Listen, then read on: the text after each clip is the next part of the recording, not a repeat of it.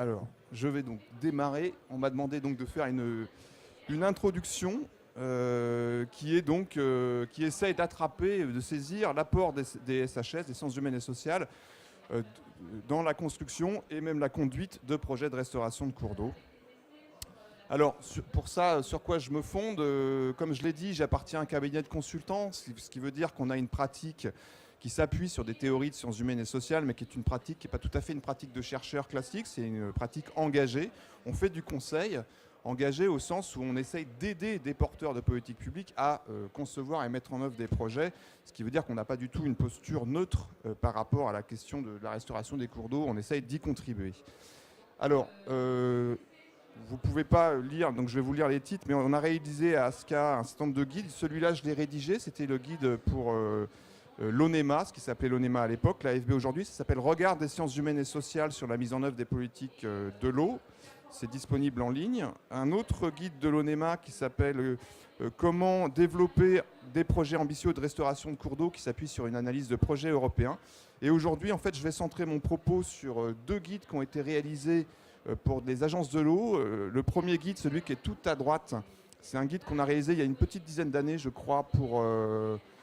non, peut-être moins que ça d'ailleurs. Enfin bon, bref, peu importe, début des années 2010, on va dire, pour l'agence de l'eau Rhône-Méditerranée-Corse, qui essaye de voir comment on peut concevoir des bons projets de restauration hydromorphologique de telle sorte qu'ils soient réellement négociables sur le terrain. Voilà, donc je ne m'avance pas plus maintenant parce que je vais vous en parler. Et puis un deuxième guide qui est un peu dans la suite de celui-là, qui a été fait cette fois pour Loire-Bretagne, qui dit, voilà, une fois que le projet est conçu, il faut le porter sur le territoire, il faut savoir en parler correctement pour que les acteurs s'y reconnaissent, s'y retrouvent, s'en saisissent, puissent en discuter et puissent s'y intéresser. Et donc il s'appelle Communiquer pour se concerter, et je vais également développer rapidement son contenu maintenant. Alors, je vais donc les présenter dans cet ordre en essayant de résumer leur contenu. Le premier guide, donc, il essaie de voir comment on peut concevoir un projet de restauration de cours d'eau, de restauration hydromorphologique en particulier, de façon à ce qu'on puisse réellement le mettre en négociation dans le territoire. Et en fait, ce n'est pas seulement une question de bonne volonté ou d'ouverture d'esprit, ça renvoie à un véritable travail en amont pour concevoir le projet de la sorte que ça se passe comme ça. Alors on a résumé, c'est un guide assez épais et assez trapu, on va dire. Il a été réalisé, d'ailleurs, ce n'est pas du tout un guide uniquement de sciences humaines et sociales, on l'a réalisé en travaillant avec des praticiens de la restauration hydromorphologique des cours d'eau, des bureaux d'études qui interviennent, qui sont des hydromorphologues. Et on a vraiment travaillé ensemble de manière complètement entrelacée pour rédiger ce guide. Et on l'a résumé, là j'essaye de le résumer en 3 grands messages, donc en 3 diapos, ce qui est une gageure. Alors le premier message, c'est que quand on s'intéresse, quand on se lance dans un projet de restauration hydromorphologique de cours d'eau, et les professionnels du secteur le savent, on voit très rapidement les problèmes qu'on va avoir. C'est-à-dire qu'on identifie très facilement les acteurs qui ne vont pas être d'accord et qui vont commencer à essayer de contester la légitimité du projet quand ce n'est pas simplement son contenu. Ce qui est tout à fait normal parce qu'effectivement, le premier écueil qu'il faut éviter quand vous êtes dans la conception d'un projet de restauration, c'est d'arriver avec un scénario complètement, je vais employer un mot un peu trivial, mais complètement techno, qui respecte bien les objectifs de la directive cadre européenne sur l'eau ou du SDAGE, mais qui ne prend pas suffisamment en compte les réalités socio-économiques du terrain, etc. Et donc il y a un certain nombre d'acteurs qui sont très vigilants à cela et qui vont contester le projet si vous n'êtes pas assez vigilant là-dessus. Et ça, en général, les porteurs de projets de restauration, il n'y a pas besoin qu'on le leur dise, ils sont tout à fait conscients de ça. Ils identifient très bien les acteurs avec qui il va falloir justement rentrer en discussion pour négocier. Ces acteurs-là, on peut les appeler les acteurs concernés, c'est-à-dire c'est des acteurs qui ne sont pas forcément intéressés au projet de restauration, ce n'est pas leur objectif de restaurer la rivière. Par contre, l'opération de restauration elle-même, parce qu'elle touche au foncier, parce qu'elle modifie la place du cours d'eau dans le territoire, eh bien, elle va les impacter, et donc ils réagissent par rapport à ça. Alors, le souci et le sens du message ici, c'est que souvent, du coup, comme c'est ces acteurs-là qui vont quelque part poser problème pour la mise en œuvre du projet, c'est eux qu'on identifie à tel point qu'on ne voit plus qu'eux. Or, quand on est au stade de la conception du projet, il est très important aussi de revenir au fondement, au pourquoi du projet, et surtout, quand on dit au pourquoi du projet, au pour qui. Parce que quand on restaure des cours d'eau dans les territoires, ce n'est pas juste pour embêter le monde et pour respecter la DCE. C'est aussi parce qu'il y a et il faut quelque part le postuler. Il y a une demande sociale derrière la directive cadre européenne sur l'eau et il n'y a aucune raison de penser qu'elle ne se retrouve pas dans les territoires où on intervient. Même si elle est peu visible, elle est latente souvent, elle n'est pas relayée par le monde politique. Donc ce qui est très important, c'est que quand on est dans la conception d'un projet de restauration, il ne faut pas sombrer dans l'autocensure par crainte de susciter des réactions hostiles. Il faut quand même aussi se demander ce que l'on voudrait idéalement faire de ce cours d'eau sur le plan hydromorphologique et surtout, du coup, à travers les fonctions écologiques que l'on essaye de restaurer, quelles sont les demandes sociales qu'il y a en face et qui seront mieux satisfaites si on restaure ces fonctions. Autrement dit, il faut s'intéresser pas seulement aux acteurs concernés, mais aux acteurs intéressés, potentiellement intéressés à la restauration du cours d'eau. Il ne faut pas les oublier, parce que quelque part, c'est même eux qu'il faut d'abord avoir en tête pour concevoir le projet. C'est cette demande sociale-là qui motive la conception du projet. Et donc, dans la conception, y compris technique du projet, il faut évidemment toujours se demander, ok, si je restaure le transit sédimentaire, si je fais un méandrage, si j'améliore la perméabilité entre le cours d'eau et la nappe, etc., à quelle demande sociale ça correspond dans ce territoire. Et il faut que j'aille creuser un peu le territoire pour essayer de voir ça justement de telle sorte que je puisse ensuite rapidement intéresser les acteurs à ce projet et pas seulement susciter des réactions hostiles. Voilà le premier message. Alors, un point important, évidemment, c'est que la demande sociale, ce n'est pas comme les poissons. Les poissons, ils sont déjà là et on a des appareils de mesure pour les compter. La demande sociale, ce n'est pas quelque chose de figé, c'est quelque chose qui est tout le temps en train de se construire. Et votre projet, vous-même, il va contribuer à construire la demande sociale et à la faire évoluer. Et ça aussi, il faut avoir conscience de cela. On est nous-mêmes un acteur, quand on restaure un cours d'eau, qui va modifier le territoire et donc qui va faire bouger les demandes sociales dans ce territoire. Le deuxième projet, c'est que pour faire ce que je viens de raconter, il faut éviter d'avoir, le deuxième message, pardon, il faut éviter d'avoir une approche séquentielle. C'est vrai que quand on est un technicien, un ingénieur, on a un petit peu tendance à se concentrer sur la conception technique, c'est normal. Et puis après, on se dit, bon, ok, j'ai mon projet technique, maintenant je vais réfléchir à comment je vais le vendre. Et donc, je vais ajouter des dimensions socio-économiques à mon projet technique dans un deuxième temps, en me plaçant un peu dans un registre purement de communication. C'est une approche qu'il faut éviter parce qu'en réalité, si on veut vraiment avoir une conception de projet qui fasse qu'on est bien en phase avec de la demande sociale locale et on a des chances de trouver des alliés autour de ce projet, eh bien, il faut dès le début faire une analyse territoriale, une analyse socio-économique du territoire qui nourrisse la conception technique du projet. Il ne faut pas être séquentiel, il faut faire les deux en même temps et même pas, j'allais dire, même pas en parallèle, mais de manière vraiment entrelacée, entremêlée. Parce que sur le plan technique, quand on identifie quel est le potentiel de restauration écologique d'un cours d'eau ou d'un tronçon de cours d'eau, eh bien, il faut se dire, ok, mais ce potentiel de restauration écologique, il représente aussi un potentiel de service, au sens service écosystémique pour le territoire. Et donc, c'est là où on se dit à quels acteurs ça va bénéficier, ce projet de restauration. C'est ce que je disais sur la diapo précédente. Inversement, une fois qu'on a identifié cela, on hiérarchise différemment le projet technique. On sait quelles sont les entrées thématiques qui vont le plus parler au territoire, qui vont le plus parler à ses élus. Est-ce qu'il faut rentrer plutôt par le thème des inondations ou est-ce qu'il faut rentrer plutôt par le thème de la restauration des conditions de vie piscicole? Ça dépend des territoires, il n'y a pas de réponse dans l'absolu. Et pour répondre à cette question, il faut regarder les gens, il faut regarder le territoire, il faut s'intéresser au rapport qu'entretiennent localement les gens à la rivière. Et donc, il faut vraiment mêler les deux, de façon à organiser et à poser des questions, y compris sur le plan technique, qu'on ne se serait pas posé sans faire une vraie analyse territoriale du lieu. Troisième message, l'importance de l'histoire, et même de l'histoire longue, pour bien concevoir un projet de restauration hydromorphologique et pour bien être capable d'en parler. Un projet de restauration hydromorphologique, c'est toujours un projet de changement pour le territoire. Il s'agit de modifier la place qu'occupe le cours d'eau dans le territoire. Parfois, ce changement constitue même une rupture en partie douloureuse pour certains dans le territoire. Il est indispensable de resituer ce projet dans l'histoire de la rivière, parce que tout changement nécessite de s'arranger avec le passé. Souvent, on est dans des cas où les pouvoirs publics portent un projet de changement qui consiste à détruire ce qu'ils ont fait 30 ans avant.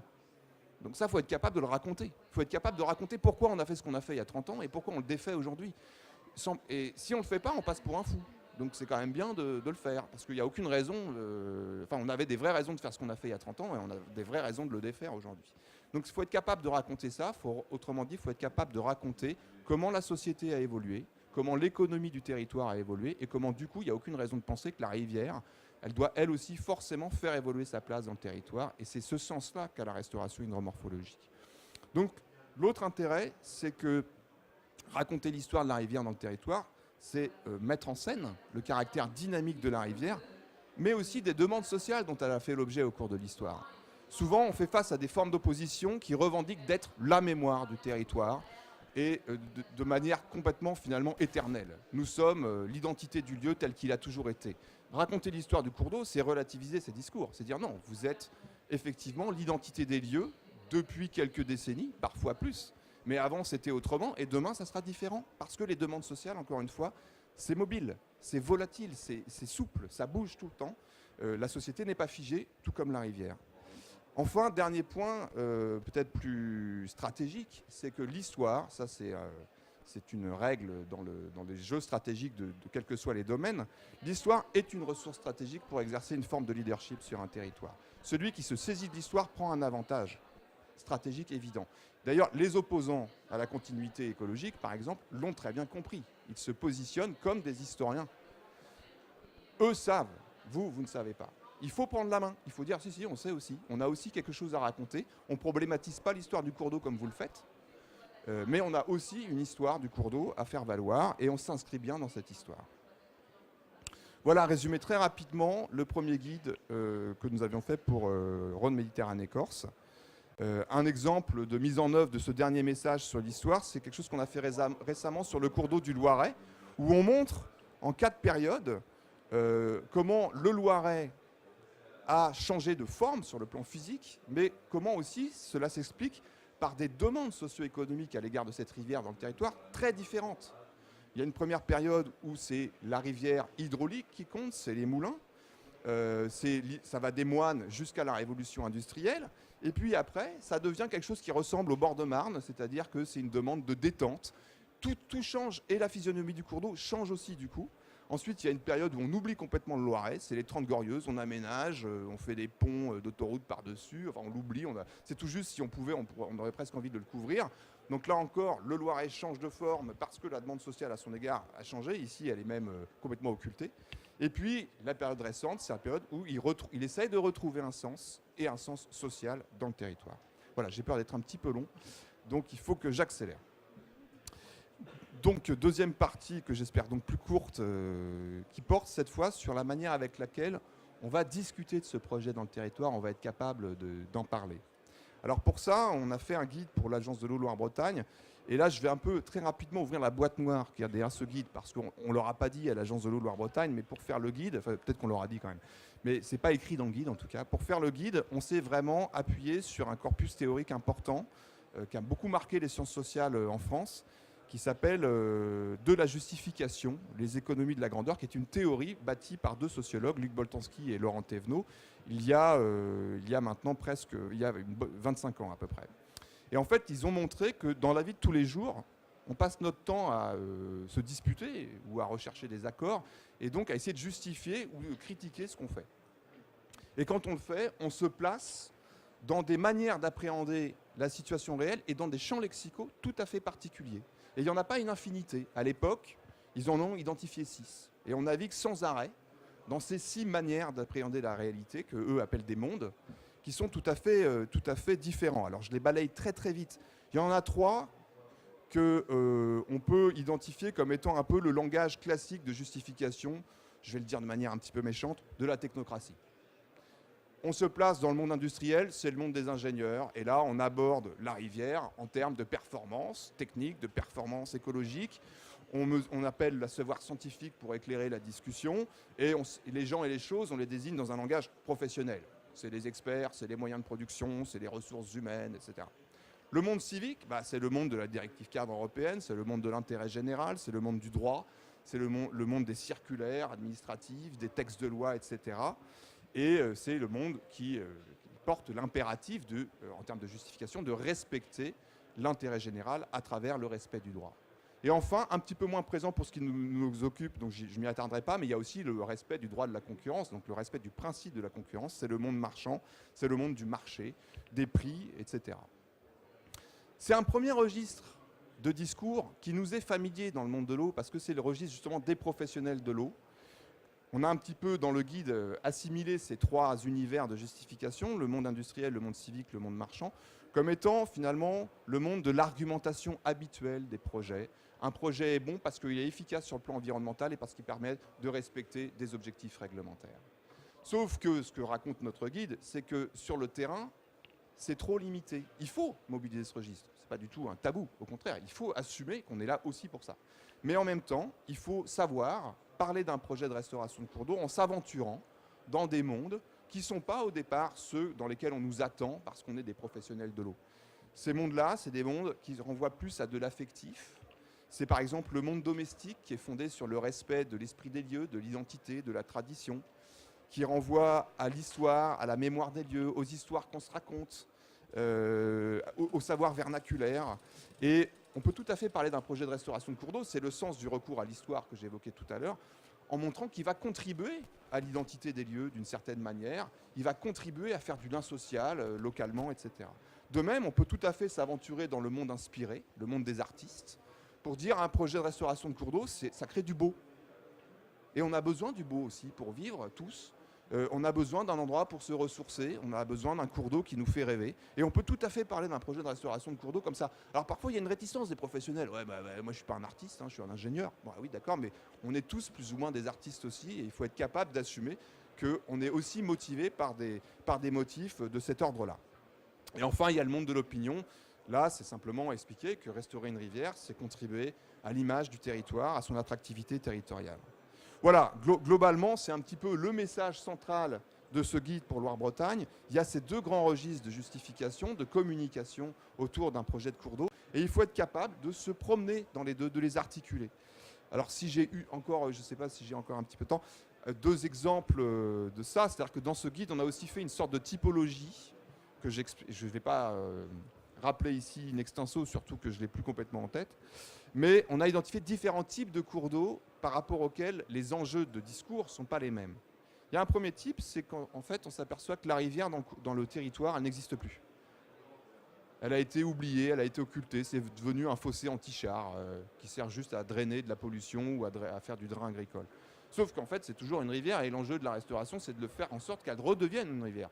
Donc il y a des enjeux bien sûr techniques pour ça, il faut lui rendre son fonctionnement de rivière, mais il faut aussi lui rendre son existence sociale dans le territoire, parce que les gens l'ont oublié. Et si on se promène un peu dans ce registre de discours que j'ai mis ici en orange, eh bien, il y a des choses à faire. On se rend compte qu'il y a des choses à faire. Et ça, c'est vraiment des expériences d'animateurs qui avaient conduit des opérations dans ce type de cours d'eau, qui nous ont tiré les leçons de ce qu'ils avaient fait. Une première manière, c'est d'être un peu dans le monde de l'opinion. C'est-à-dire, faire exister une rivière, c'est faire en sorte qu'on en parle. C'est faire le buzz. Et donc, pour ça, il y a des techniques toutes bêtes. Il faut organiser des visites de terrain. Il faut faire en sorte que les villageois du coin voient qu'il y a des stagiaires qui courent là, près de la cour. Il se passe un truc, il y a des scientifiques qui viennent. Et d'ailleurs, ils vont manger au resto du coin et ils en parlent au restaurateur qui, du coup, en parle à ses clients. Tout ça fait que ça fait parler de la rivière dans le territoire et que, peu à peu, par le bouche à oreille, elle retrouve un peu de vie. Autre aspect également, cette rivière n'existe plus, mais dans le passé, elle a existé. Et là, il faut faire appel aux souvenirs des gens. Et là, il y a un animateur qui nous raconte qu'il n'arrivait pas à convaincre les élus de s'investir sur cette question, jusqu'au jour où il leur a dit « Mais moi, quand je suis venu, quand j'ai pris mon poste d'animateur, vous m'avez raconté, monsieur le maire, que quand vous étiez petit, vous pêchiez du verron dans ce cours d'eau. Moi, depuis, je me suis installé, je suis là, j'ai ma vie ici, j'ai mes enfants maintenant. J'aimerais bien qu'ils retrouvent ça et qu'ils puissent un jour pêcher eux aussi le verron dans ce cours d'eau. » Et là, il a senti que, là, ouais, ça y est, le maire, ça l'intéressait davantage que tout simplement de lui parler de paramètres physico-chimiques et de la restauration du bon état. Et puis enfin, il y a aussi, et il ne faut pas du tout avoir peur d'aller là-dedans, parce que je l'ai vraiment observé aussi personnellement à plusieurs reprises, l'intérêt du monde inspiré pour discuter d'un cours d'eau qui n'existe plus. Et là, c'est une parole d'élu qui dit les choses comme ça. La rivière est une vraie richesse au sens architectural du terme, qui met en musique la vie de la ville si on s'y prend bien. J'ai un autre verbatim qui me vient en tête. C'est un élu qui avait fait une visite de terrain sur une rivière de ce type-là qui avait été restaurée. Et il ne s'attendait pas du tout à être convaincu. Et il nous a dit en entretien, en hésitant presque, en disant « ça va vous paraître idiot ce que je vous dis, mais même l'eau avait l'air heureuse ». Donc, voilà. C'est une fibre qui fonctionne, et je ne le dis pas uniquement en termes de communicants, c'est-à-dire que ça renvoie à des choses profondes et il n'y a aucune raison que ça soit des tabous. Deuxième chose, je m'arrêterai là-dessus, parce que ça, c'est un enjeu extrêmement fréquent. Je disais tout à l'heure que la demande sociale était sans arrêt remodelée par les politiques qu'on met en œuvre.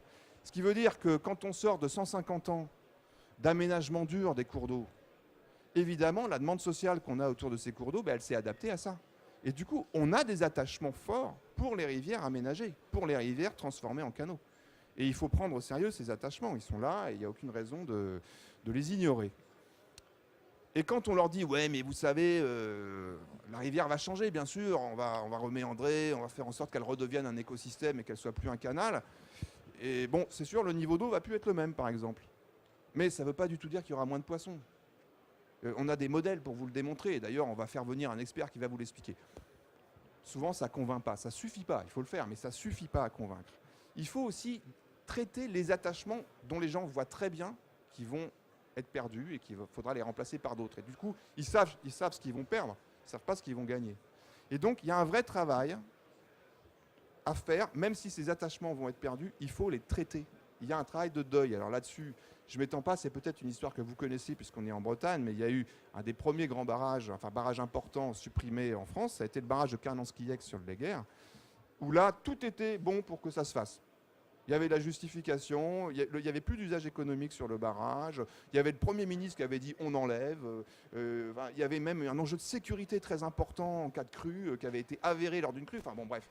Et pourtant, bronca, levée de bouclier dans le territoire. Pourquoi ? Parce que tout le monde dans le territoire avaient des souvenirs autour de ce plan d'eau parce qu'ils avaient travaillé ou ils avaient des gens de leur famille qui avaient travaillé dans l'usine, dans la papeterie, qui avaient justifié pendant des décennies l'existence. Et si on supprimait ce barrage sans autre forme de procès, c'est comme si on barrait d'un trait de plume leur vie. Et donc, il a fallu faire un travail de deuil en faisant appel à des associations de théâtre de rue, des associations culturelles, qui ont fait une véritable cérémonie basée sur des poèmes écrits par les gens et déclamés, etc. Ça peut paraître complètement farfelu, mais c'est très important. C'est-à-dire qu'on traite ici des attachements dont on décide sciemment de les faire disparaître, mais il faut le décider vraiment et donc l'assumer pleinement et faire le rituel que ça nécessite. Et c'est ce qui a quand même largement permis de débloquer la situation.